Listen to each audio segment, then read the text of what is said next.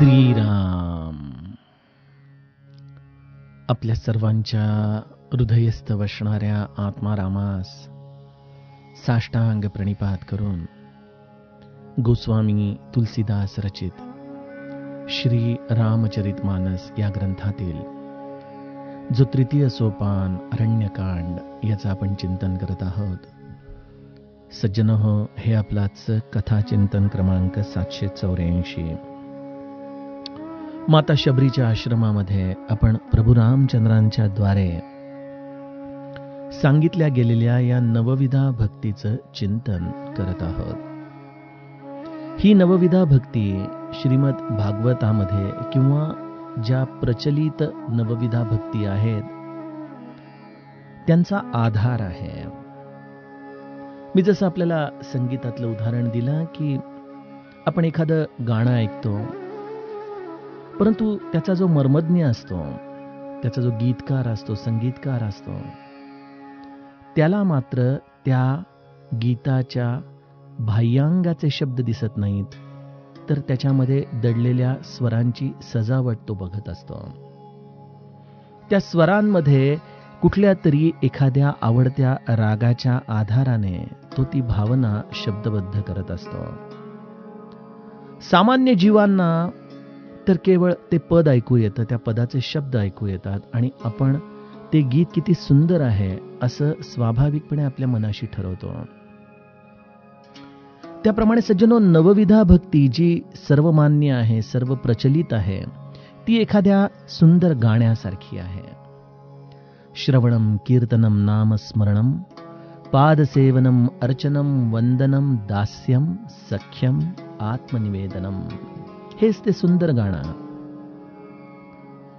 परंतु या प्रत्येक भक्तीच्या माग एक रहस्यमय शास्त्र दडलेलं आहे आणि यातील कुठल्याही आधाराने तुम्ही भगवंताची, सद्गुरूची सेवा केली तरी देखील ती सेवा शेवटी आत्मनिवेदनामध्येच परिवर्तित होते.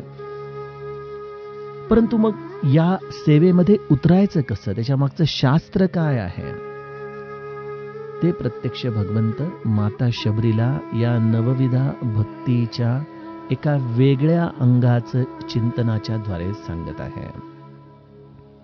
प्रभू रामचंद्रांनी आतापर्यंत आपल्याला 2 भक्ती सांगितल्या. प्रथम भगती संतन कर संगा, दुसरी रती मम कथा प्रसंगा. आपण या 2 पडावांचं चिंतन गेल्या 2 दिवसामध्ये बघितलं. प्रभू रामचंद्र म्हणतायत की भक्ती मार्गामध्ये जर प्रवेश पाहिजे असेल तर योग्य दिशा दाखवणारा संत आपल्या जीवनात असला पाहिजे. त्या संताचा संग हा अत्यावश्यक आहे आणि संग हा शारीरिक झाला न झाला, परंतु संग हा मानसिक असणं अत्यंत गरजेचं आहे. अशा मानसिक संगत्वातून जीवाला भक्ती मार्गामध्ये गती प्राप्त होते. जसे एखादी रेल्वे एखाद्या स्टेशनवरून निघाल्यानंतर तिला जसा पुढचा पडाव येतो, त्याप्रमाणे संतांना आपण मनाने किती घट्ट धरलेलं आहे याची एक अत्यंत साधी परीक्षा आपल्या जीवनामध्ये प्रगटते की आपल्याला भगवत कथेमध्ये, भगवंताच्या चिंतनामध्ये, त्याच्या लीला प्रसंगांमध्ये विशेष रस येतो, विशेष आनंद येतो. त्याला गोस्वामीजींनी रती हा शब्द वापरलाय. जिथं काम हा उपलब्ध नाही, काम हा जळून गेलेला आहे. आणि काल एक सूत्र आज सकाळी लक्षात आलं, ते आज कालच्या दुसऱ्या पडावाच्या आधाराने आपल्याला सांगतो की बघा, कामदेवाला कोणी भस्म केलं? खरं तर कामदेवाची पत्नी आहे रती, म्हणजे नवरा बायको हे एकत्रच राहिले पाहिजेत. काम आणि रती हे कधीच वेगळे राहता कामा नयेत. परंतु जेव्हा काम आणि रती हे सद्गुरूच्या सन्मुख जातात, त्यावेळेला महादेव रूपी सद्गुरू कामाला भस्म करून टाकतो आणि केवळ रतीला शिल्लक ठेवतो. त्याप्रमाणे संतांचा संग जीवनामध्ये कथेची रती उत्पन्न करतो, कथेतल्या सर्व कामनांना तो जाळून टाकतो. अशा या दुसऱ्या टप्प्याचं चिंतन काल आपण पाहिलं. आणि सज्जनो, आज आपल्याला प्रभू रामचंद्र या भक्तिशास्त्रातला तिसरा टप्पा, जो अत्यंत महत्वाचा आहे, तो टप्पा समजावून सांगतात. कुठली आहे तिसरी भक्ती? गुरुपद पंकज सेवा, तिसरी भगती अमान.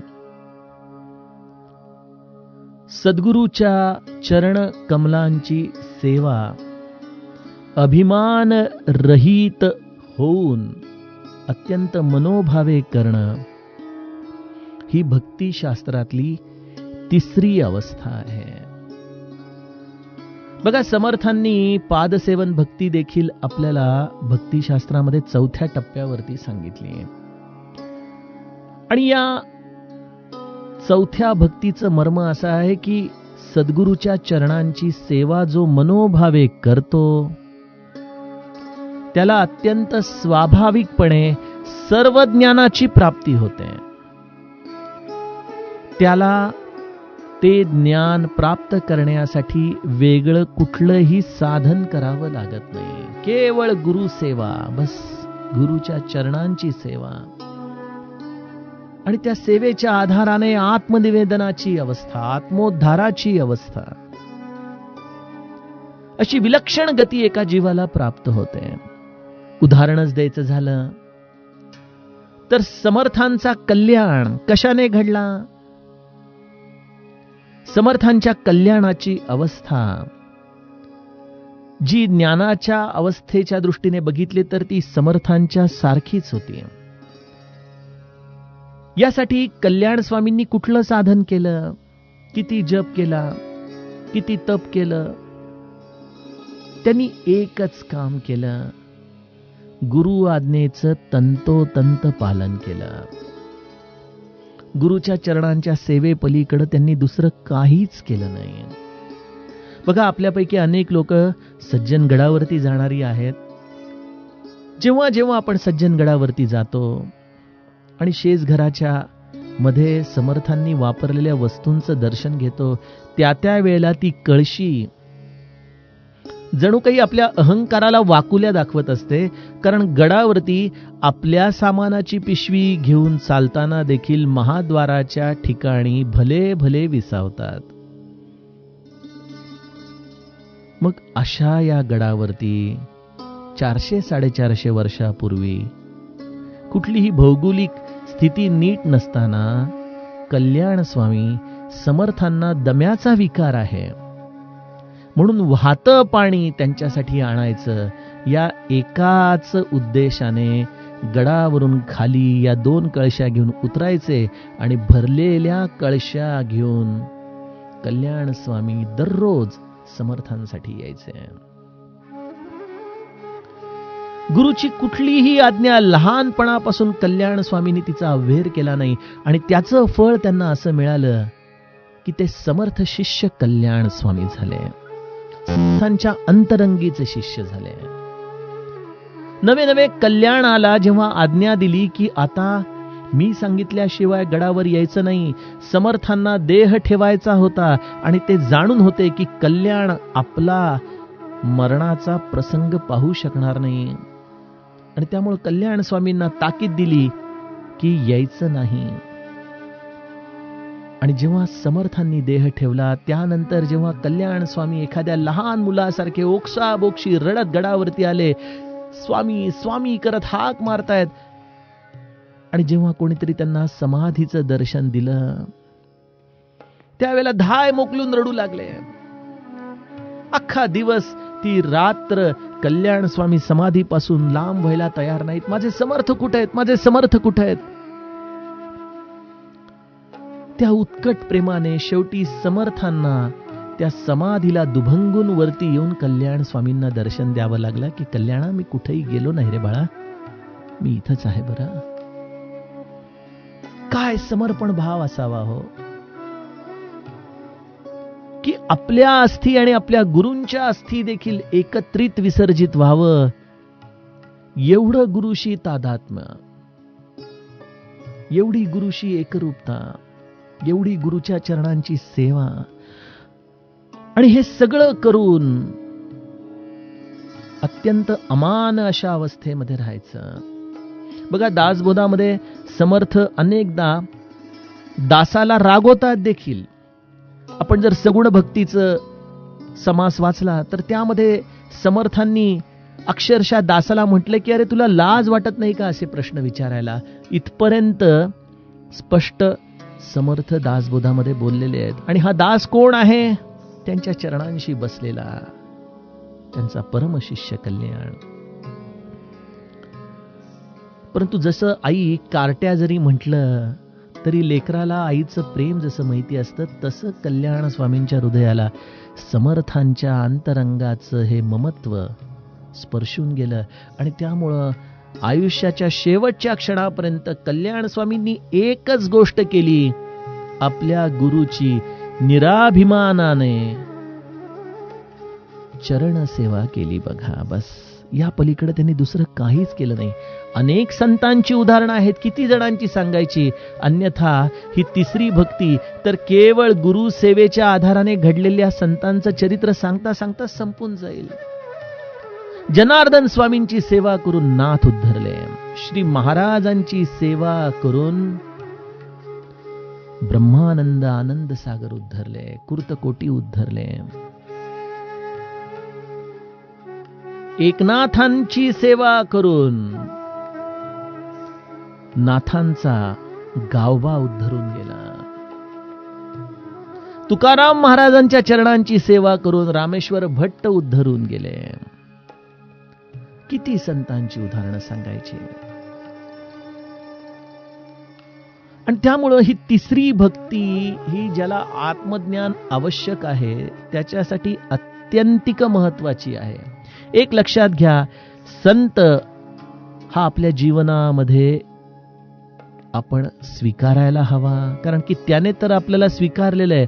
आपण मनोभावे त्याला स्वीकारावं, आपलं मन त्याच्या चरणांशी ठेवावं, त्याचा अनुग्रह घ्यावा. आणि मग अशा संताची गुरुपद पंकज सेवा तिसरी भगती अमान, अशा पद्धतीने आपण सेवा करावी. आता इथं अनेकांना प्रश्न पडू शकेल की अहो, आमचे गुरु तर आता देहात नाही, ते चैतन्य रूपामध्ये आहेत. मग गुरु सेवा म्हणजे नेमकं काय आहे? या गुरुसेवेची व्याख्या काय आहे? गुरुचरणांची सेवा म्हणजे देहात असताना केवळ त्यांच्या चरणांची सेवा करणं, हाच त्याचा संकुचित अर्थ आहे का? सज्जनो, गुरुसेवेचे 3 उपप्रकार आहेत.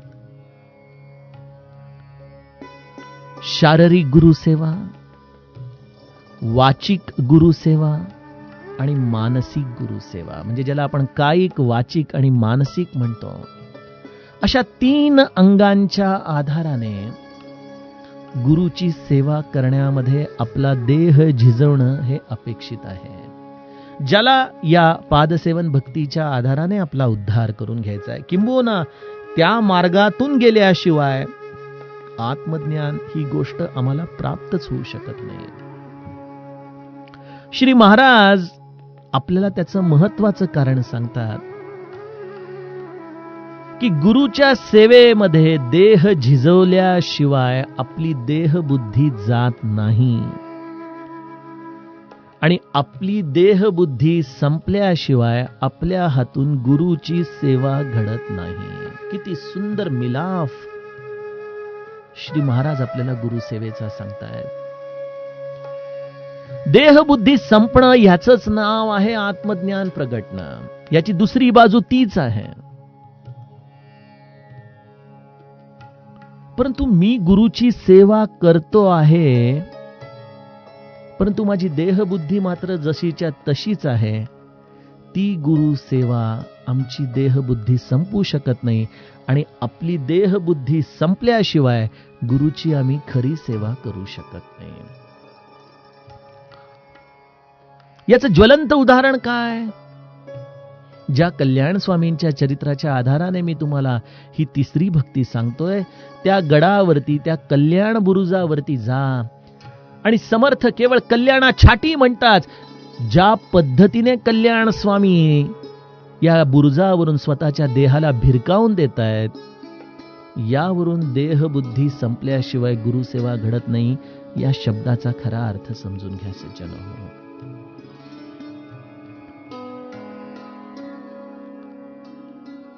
तर गुरुची सेवा वाचिक, कायिक आणि मानसिक अशा 3 पातळींवरती अत्यंत अभिमान रहित होऊन करणं, याचं नाव गुरुपद पंकज सेवा अशा पद्धतीने आपल्याला विश्लेषण करून सांगता येते. गुरुची कायिक सेवा म्हणजे काय आहे? बघा, गुरुची कायिक सेवा म्हटलं की आपल्या गोंदवल्याच्या समाधी मंदिरामध्ये श्रीकृष्णाच्या मूर्तीच्या वरती जो श्री महाराजांचा ब्लॅक अँड व्हाईट फोटो आहे, ज्यामध्ये महाराज कोच्यावरती बसलेत, एका बाजूला ब्रह्मानंद, एका बाजूला आनंद सागर हात जोडून उभे आहेत. दुसऱ्या एका तसबिरीमध्ये हे दोन्हीही त्यांचे सत्शिष्य गुरुच्या चरणांचं प्रक्षालन करत आहेत. गुरुच्या चरणांचं अत्यंतिक महत्व आहे सज्जनो. गुरु जेव्हा देहात असतो तेव्हा जर त्याच्या आपण इतके निकट जाऊ शकलो आणि मनापासून त्याच्या चरणांची ही अशी कायिक सेवा करू शकलो, तर गुरु आपल्याला ज्ञानाचं भांडार उघडं करून देतो. बघा,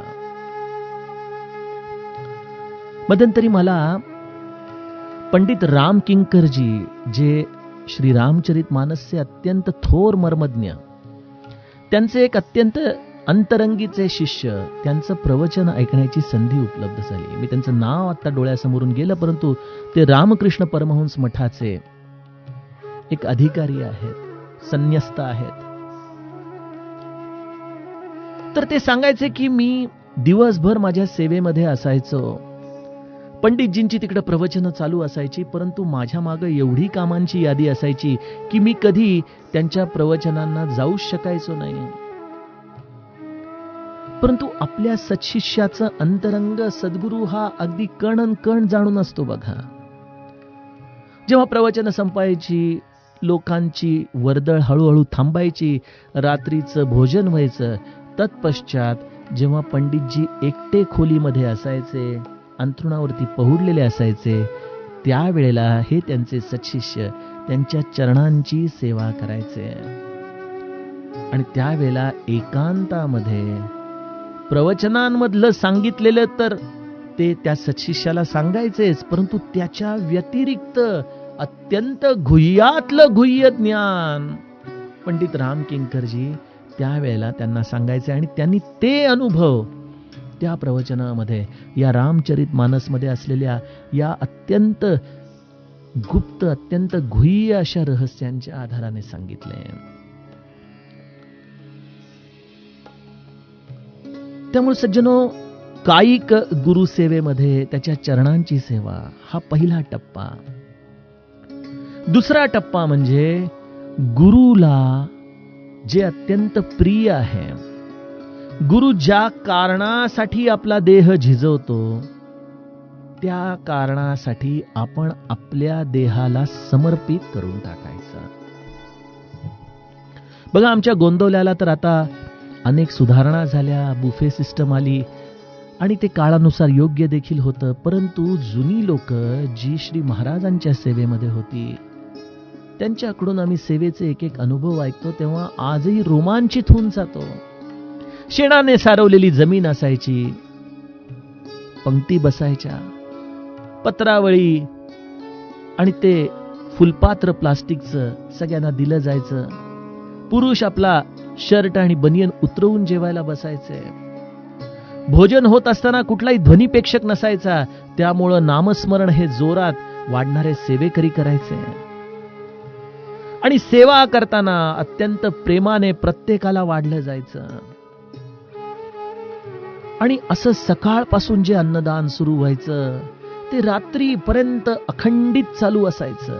उत्सवामध्ये तर असे अनेक सेवेकरी होते जे 10 दिवसामध्ये दररोज 15 मिनिटं ते अर्धा तास फक्त झोपायचे आणि लगेच पुन्हा स्नान करून समाधीचं दर्शन घेऊन पुन्हा त्या सेवेमध्ये रत व्हायचे.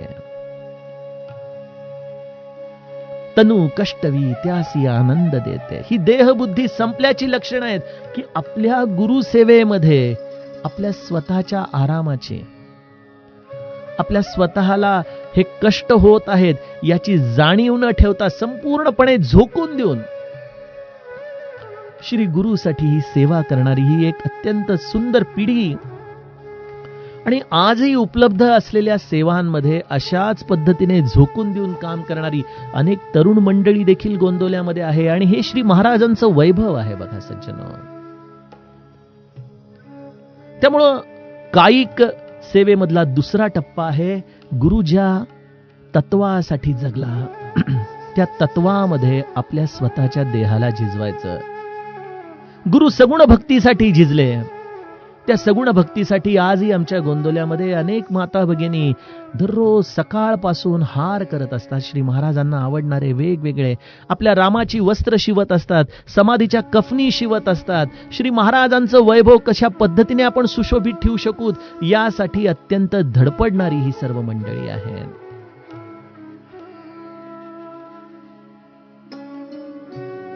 गुरुला सगुणोपासना आवडते, गुरुला अन्नदान आवडतं.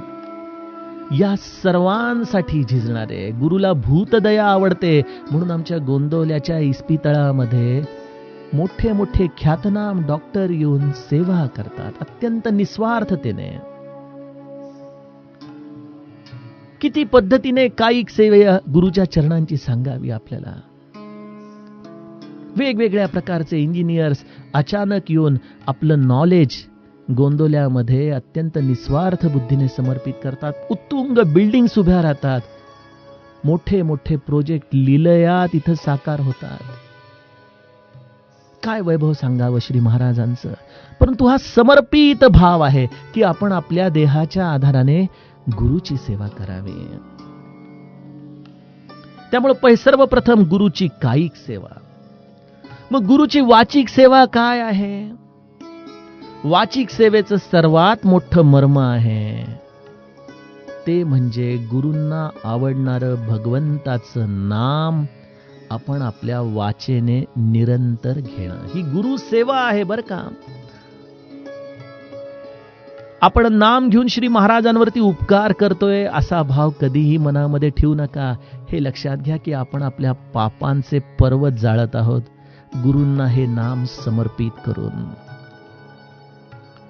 त्यामुळे वाचिक गुरु सेवेचं सर्वप्रथम सेवेचं रूप आहे की भगवंताचं नाम, गुरुनी दिलेलं नाम अखंड या वाचेने घेणं ही गुरुची वाचिक सेवा. दुसरी गोष्ट, या वाचेने कधीही कोणाचं मन न दुखवणं. हे एक अत्यंत मोठं मर्म आहे भक्तीचं. अन्यथा दिवसभर नामस्मरण करताय आणि त्या नामाच्या पश्चात लोकांची मन अद्वा तद्वा बोलून तुम्ही उद्ध्वस्त करत आहात.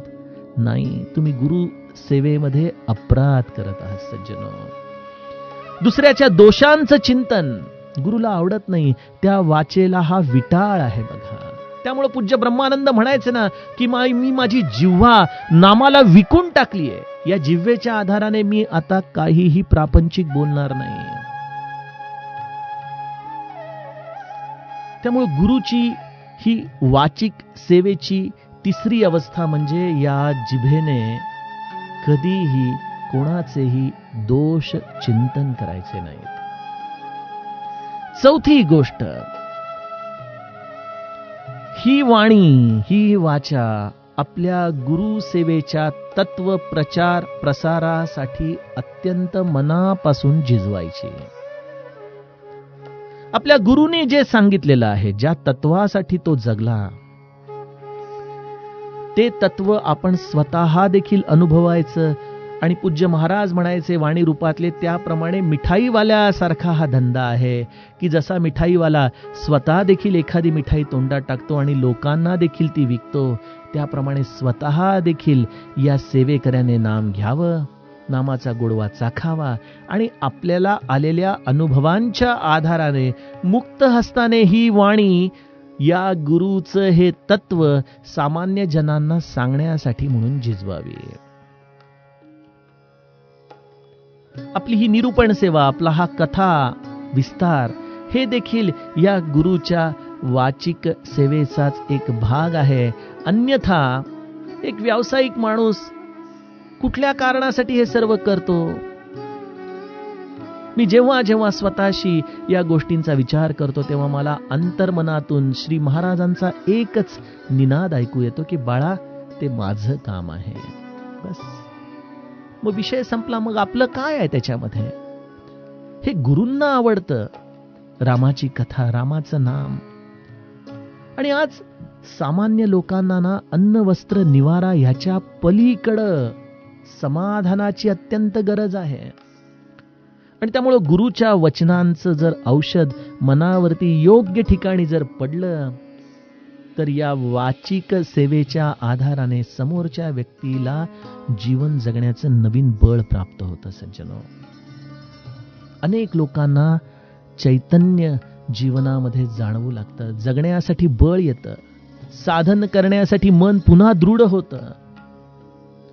आणि त्यामुळे ही लोकेशना नाही, आपल्याला खूप विशेष कळतं, हा त्याच्या मागचा सांगण्याचा उद्देश नाही.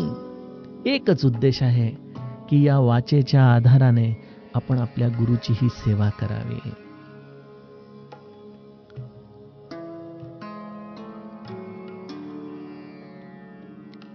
मग या निरूपणामध्ये मी सर्व गोष्टीच त्यामध्ये समावेश करतो की भगवंताचं भजन करावं, कीर्तन करावं, निरूपण सेवा करावी, भगवंताची स्तोत्र म्हणावीत, भगवंताची पोथी वाचावी.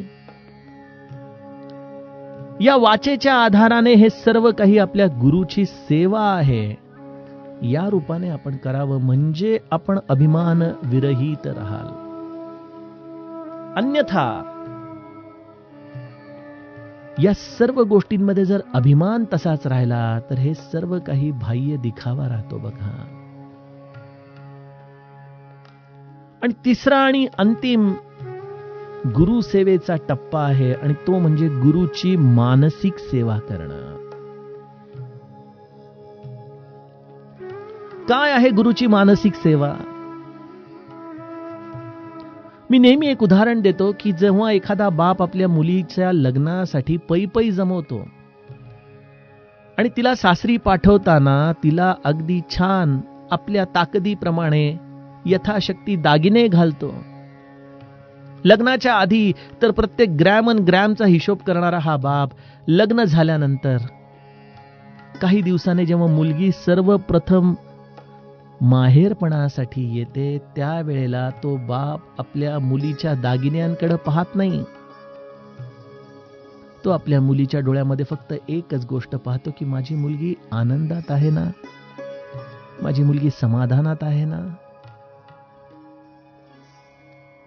आणि जर ती समाधानात नसेल, आनंदात नसेल तर बापाच्या हृदयाला किती त्रास होत असेल हो. जर मुलीने येऊन गळ्यात पडून सांगितलं की नाही माझे सासरी मंडळी चांगली, काय होत असेल त्या बापाच्या हृदयाचं. आजही अनेक नराधम या अशा आपल्या जीवाच्या तुकड्याला आपण सासरी पाठवावं आणि त्यांच्यावरती रॉकेल टाकून वेगवेगळ्या पद्धतीने त्यांचा प्राणहरण करतात. काय होत असेल त्या आईबापांची अवस्था. त्यामुळे सज्जनो, बापाच्या दृष्टीने दागिने त्यावेळेला महत्वाचे नसतात. त्याला एकच गोष्ट महत्वाची असती की माझी मुलगी समाधानात आहे ना, आनंदात आहे ना. त्यामुळे गुरुच्या साठी जर तुम्ही मानसिक सेवा करू इच्छित असाल तर एक गोष्ट करा, नित्य समाधानात राहा, नित्य आनंदात राहा.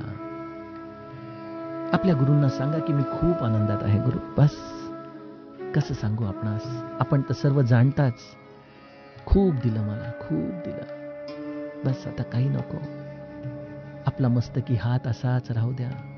हे समाधान माझं जीवनभर टिकू द्या.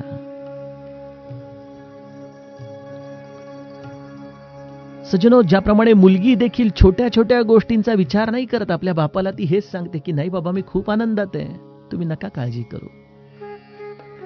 त्याप्रमाणे आपल्या संसारातल्या छोट्या छोट्या गोष्टींच्या तक्रारी आपल्या गुरुला सांगून मला माझ्या वडिलांची आठवण येते. त्यांना मी कधी विचारलं ना, अण्णा कसा आहात? I am fine, I am all right. म्हणजे अगदी शेवटी त्यांचे 2-3 महिने खूप घशाचा कॅन्सर असल्यामुळं त्रासदायक गेले त्यांना. पोटामध्ये अन्न जायचं नाही, परंतु हाताने ऍक्शन करून मला सांगायचे की अरे एकदम छान आहे, मस्त आहे. म्हणजे